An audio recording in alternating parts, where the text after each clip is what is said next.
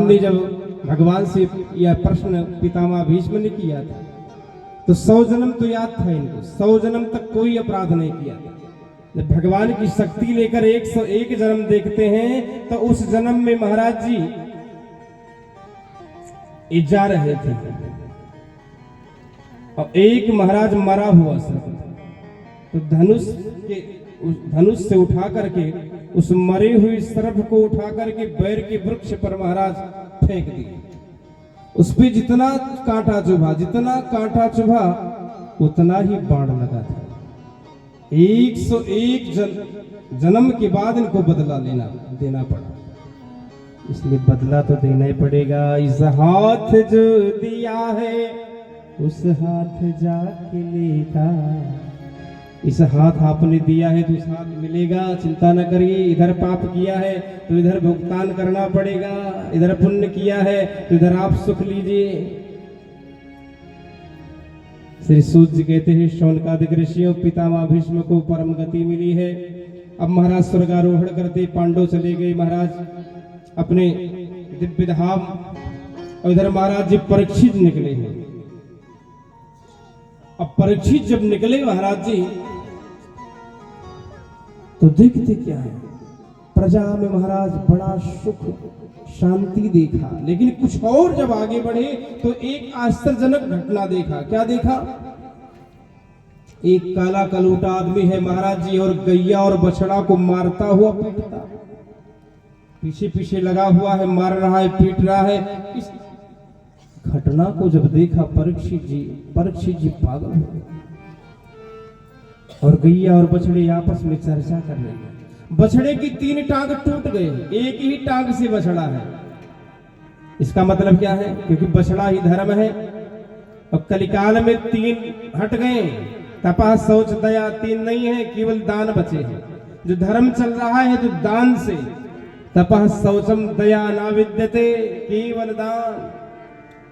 एक पैर देखा, ये तो बछड़ा का एक पैर है, लगता है 3 पैर इसने काट दिया था। आपस में सुख दुख की चर्चा कर रहे।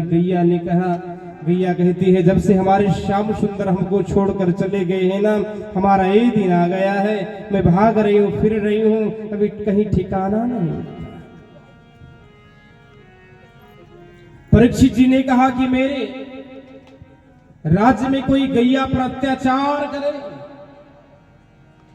जिन हमारे परमात्मा का नाम ही गोपाल हुआ था, एक नाम पड़ गया था गैया के लिए। भगवान सर्वस्व अपने प्राण की बाजी हर जगह लगाया है। ऐसे उनके दासानुदास परीक्षित के राज्य में ऐसा गौ पर इतना बड़ा अत्याचार मैं सहन नहीं कर सकता। म्यान से महाराज जी तलवार निकाल ली और जैसे महाराज तलवार निकाला है तैसे महाराज गिड़गिड़ाने लगा, जोर जोर से चिल्लाने लगा, बोला भगवान आपका राज्य हमने सब जगह देखा, मैं कहां जाऊं? परीक्षित जी ने कहा आप कौन हो? उसने कहा महाराज मेरा नाम कलयुग है, आपको मालूम ना है, मेरा ही राज्य चलने वाला है। मेरा नाम कलिकाल है, कलयुग है। परीक्षित जी ने कहा अच्छा बताओ आपके अंदर दोष कितना है? कलयुग ने कहा हमारा दोष पूछिए मत, हमारे अंदर कितना दोष है पूछिए मत। और गुण कितना है? बोला महाराज एक गुण है। क्या? हमारी युग में जो एक बार भी भूल से भी परमात्मा का नाम ले लेगा वो भव से पार हो जाएगा। इसलिए इस गुण पर इतनी रीझ गई महाराज जी। कलिकाल में एक गुण, कलियुग केवल नाम प्रभाव, कलियुग केवल नाम प्रभाव, कलियुग केवल नाम प्रभाव, कल विशेष नहीं आन पाओ, कल विशेष नहीं आन पाओ, कलियुग केवल नाम प्रभाव, कलियुग केवल नाम प्रभाव, कलियुग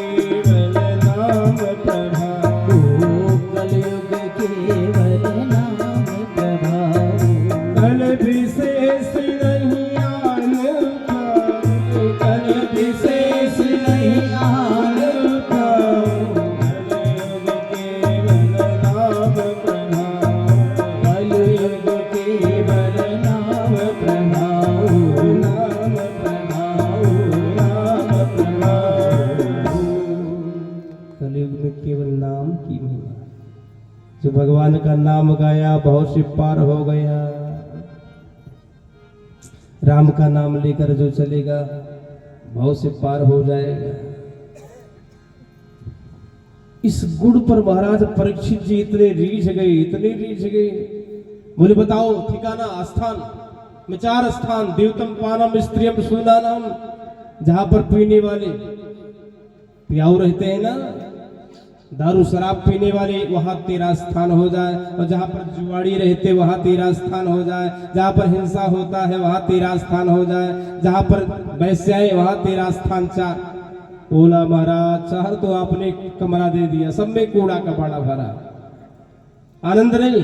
एक कोई सुंदर सा महाराज, एक सुंदर होना चाहिए ना ड्राइंग रूम, कोई अतिथि आ जाए, गेस्ट आ जाए। बोला महाराज एक सुंदर कमरा तो होना चाहिए। गुणों पर रीझे थे महाराज परीक्षित जी ने 5वां स्थान सोना, 5वां स्थान दे दिया सोना महाराज जी। अब वहां से परीक्षित जी चले गए। अब आने के बाद जब दूसरे दिन महाराज शिकार खेलने के लिए चलने लगे तो एक महाराज चमचमाती हुई महाराज मुकुट को देखा, जो जरासंध का मुकुट था। जरासंध 20,000 राजाओं को मार करके और महाराज कैद कर लिया था, और सबके महाराज उस मणि को निकाल करके एक दिव्य महाराज मणिधारी मुकुट बनवाया था, तो चमचमा रही थी। लेकिन सबका हाय लगा हुआ था, उसमें कलयुग का वासना था। उसी मुकुट को महाराज पहन करके परीक्षित जी चल दिए शिकार खेलने के लिए। और शिकार खेलते खेलते महाराज प्यास लग गई। एक दिव्य महाराज समीप की कुटिया थी, कुटिया पर आए। बोले भैया कौन कोई है? अब तो महाराज जी तो समाधि लगाए थे, अंदर गए। राजा ने कहा, परीक्षित जी ने कहा झूठ मूठ का समाधि लगाया है, वर्षा समाधि स्वरोसन, इसलिए समाधि लगा लिया कि राजा है भगवान का स्वरूप और राजा आया है, इसका आदर करना पड़ेगा, इसलिए इस मूर्ख ने समाधि लगाया है। और तुरंत महाराज अर्जुन का वो गांडीव धनुष, उसी गांडीव से महाराज जी एक मरे हुए सर्प को उठाया और महाराज जी के गले में लपेट दिया। इसलिए संत को झूठा मत समझो और संत को असली मत समझो। राम कथा में आया, भानु प्रताप जी की कथा में संत को महाराज जी क्या किया, असली समझ लिया, और यहाँ पर संत को नकली समझ लिया। परिणाम भयंकर होते हैं, इसलिए संत से ज्यादा दोस्ती नहीं। दर्शन करो किसक लो, उनकी विषय में ज्यादा जानने की कोशिश मत करिए महाराज, क्योंकि संत के रूप में बहुरूपिया भी हो सकते हैं। पाखंड निर्ता संता, पाखंड भी हो सकता है। झूठा महाराज संत को ठहराया कि झूठ मूठ कर समाधि लेकर बैठा है। महाराज जब गले में सर्प, छोटे छोटे बालकों ने देखा और जाकर के समीप के पुत्र श्रृंगी ऋषि को बताया। और श्रृंगी ऋषि को जब पता चला हमारे पिताजी के गले में राजा ने मारा हुआ सर्प लपेट दिया, महाराज पागल हो गए, तिरमिरा उठे, क्योंकि बालक का स्वभाव, छोटे थे श्रृंगी ऋषि। कौशिक प्यास प्रश्वाग परदम पिसर्जहा, कौशिकी नदी में प्रविष्ट होकर के महाराज अपने जंजली में जल बांध लिया। बांधने के बाद भयंकर महाराज श्राप दे डाला, हे राजन, जिस सर्प से तूने मेरे पिता का अपमान किया है ना, इतलंघित मर्यादम तक्षका सप्तमे हनि कुलांगारम चोदितो में तथा द्रुहम। रे मूर्ख, जिस कुल के तुम हो ना, आपके कुल के बड़े बड़े प्रतापी युधिष्ठिर आदि आदि राजा भय, जो संत के चरणों को अपने मस्तक पे धूली को मस्तक पे लगाया, उसी महाराज जी संत का अपमान या परीक्षित, उसी कुलघाती, एक कुलघाती उठ पटांग बात करते हुए महाराज श्राप दे डाला। जाओ आज के दिन, आज के 7वें दिन तक्षक रूपी दंश से तेरा मृत्यु सुनिश्चित हो जाए। भयंकर श्राप जब दे दिया महाराज जी रोने लगे, तो बालकों का मुक्त कंठ हो जाता है। जब बालक रोते हैं, दौड़ते हुए श्रृंगी ऋषि आए और अपने पिताजी से लिपट गए, छोटे थे। श्रृंगी ऋषि की वाक्य को सुनकर के समेक ऋषि भी महाराज दहल कि ऐसे राजा को तूने श्राप दिया है ना, उसके बाद जितने राजा होंगे सब धर्म निरपेक्ष की बात, धर्म पर बात नहीं करेंगे, धर्म से कोई मतलब नहीं होगा, धर्म निरपेक्ष राजा होंगे। एक प्रतापी राजा है, सत्यवादी राजा को तूने श्राप दे डाला। देखिए हमारे बालक कोई गलती करते हम लोग कहते वाह तूने बहुत अच्छा कर दिया, ये गलती हमारी है। अगर बालक कोई गलती कर दे ना तो हमको डांटना चाहिए, पीटना चाहिए। आज खूब डांट लगाई, तूने ऐसे राजा का अपमान किया है, जानते हो। पुरु वंश के सबसे प्रतापी राजा श्री परीक्षित जी हैं और परीक्षित जी का तूने अपमान कर दिया लाला। खूब डांट लगाई और जैसे ही परीक्षित जी जब गए हैं अपने घर आए और जैसे महाराज मुकुट को उठाया और नीचे रखा, तैसे महाराज उनके अंदर अच्छे अच्छे विचार आने लगे कि हमने क्या कर डाला, हमने तो एक संत का अपमान कर दिया। हे भगवान मुझे मृत्यु दंड मिलना चाहिए, हमने तो एक संत का अपमान किया है। यह कलंकित परीक्षित ने क्या कर दिया, पूर्व वंश में कलंकित हो गया यह परीक्षित। अपने आप की निंदा खुद करने लगे महाराज जी। अपने आप को देखते हैं दर्पण में, शीशे में, तुम्हारा श्रम आने लगी, हमने क्या कर दिया, एक जुगुप्सित कर्म किया है, निंदनीय नीच कर्म करके मैं आ रहा हूं। अहो मया नीच मना रिवनमर कृतम,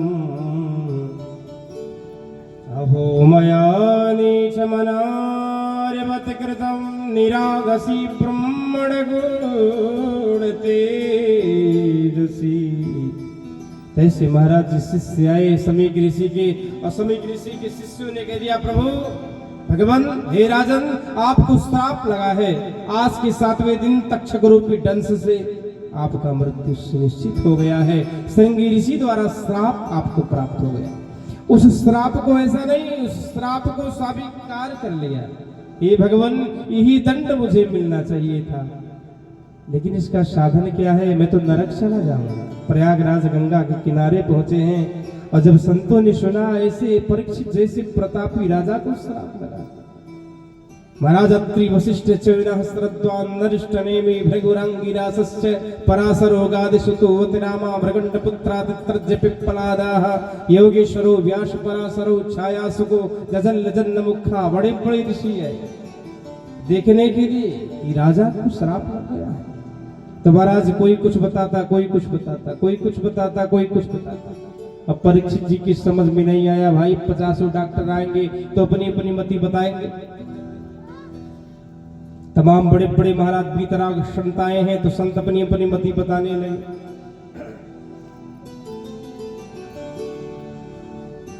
उसी समय महाराज 16 वर्षीय श्री सुखदेव जी महाराज एकदम नंग धड़ंग, क्योंकि सुखदेव जी एकदम नंगे। महाराज जी कितना इनका स्वरूप देखिए कितने सुंदर हैं।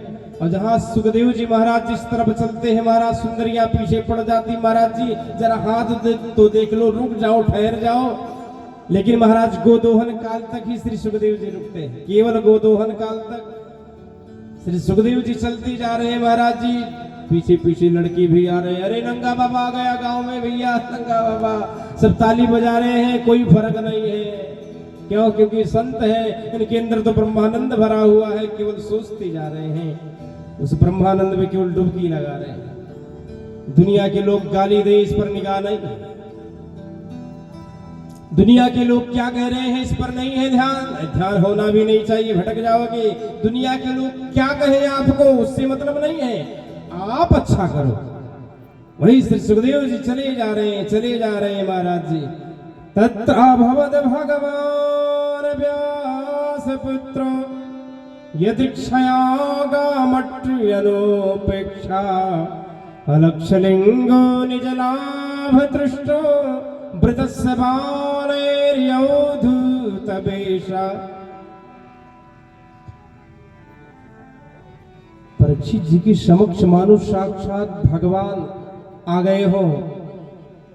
जैसे सूरज के निकलने से कमल खिल जाता है, वैसे आज महाराज गिरा हुआ परीक्षित जी के हृदय के कमल मुरझाए हुए थे। सुखदेव जी को जैसे देखा तैसे महाराज इनके हृदय की कली वह कमल खिल गए। ऐसी कुमुदनी बिखर जाती है, चंद्रमा को देख करके चकोर झुक जाता है, वैसे आज महाराज जी श्री सुखदेव जी महाराज जी का दर्शन किए, एकदम प्रमुदित हो गए, प्रसन्न हो गए, बोले वाह मानो साक्षात भगवान हमारे दुख का निदान करने के लिए साक्षात गोविंद आए हैं। तत्र भगवद भगवान, सुखदेव के रूप में साक्षात भगवान ही आए। बोलो सुखदेव भगवान। परीक्षित जी जब देखते हैं महाराज इतना दिव्य स्वरूप, सारे संत महात्मा उठने लगे। सुखदेव को देख करके 16 वर्षीय 16 वर्ष के हैं, उम्र से मतलब नहीं है। उनकी हृदय में क्या है? उनकी हृदय में तो ब्रह्मानंद भरा हुआ है। ऐसे तेज पुंज को देख करके महाराज बड़े बड़े मनीषी जो 10-10 हजार वर्षों के थे वो भी उठ गए। यही होना चाहिए, क्योंकि साधु का धर्म है। साधु साधु को देख कर खिल उठता जो फूल, बह उठती है नेह की चंचल सरल साधु को देख करके खिल जाता है फूल जैसा हृदय की महाराज कमल जो है खिल जाते हैं मुरझाए हुए। आज वही हुआ, सारे संत मनीषी उठ गए हैं। परीक्षित जी महाराज जी स्वागत कर रहे हैं। ऐसे बोले महाराज गजब हो गया, आप आए हमें एक निधि मिल गई। प्रभु आप आए हमें एक निधि मिल गई, दिव्य दर्शन से दिल की कली खिल गई। आपकी शुभ चरण है पधारे प्रथम, स्वागतम स्वागतम स्वागतम, खूब स्वागत अभिनंदन किया। भगवान आप आ गए, स्वागत ही स्वागत, स्वागत ही स्वागत। खूब महाराज स्वागत गीत भया है। सभी ने इसको अर्घो पात्र से पूजन किया, अर्चन किया, वंदन किया है। इसी पर हम लोग कथा का विश्राम करेंगे, आरती करेंगे, विशेष चर्चा कल होगी। कल भोलेनाथ जी महाराज जी का विवाह होगा, सती का दिव्य प्रसंग चलेगा, माता सुया जी का चरित्र आप पावेंगे, माता सती जी का चरित्र होगा और भगवान भोलेनाथ जी पार्वती जी के साथ विवाह करेंगे। एक कथा आप लोग पावेंगे। और उसके बाद कल और परसों उसके बाद चतुर्थ दिवस में भगवान का जन्म होगा। ऐसे ही दिव्य आपको आनंद प्राप्त होता रहेगा। इधर महाराज जी श्री परीक्षित जी महाराज जी स्वागत कर रहे हैं, तो यह गीत के माध्यम से हम लोग स्वागत करेंगे। तब तक आप लोग आरती बनाओ। दर्द दिल की दवा दी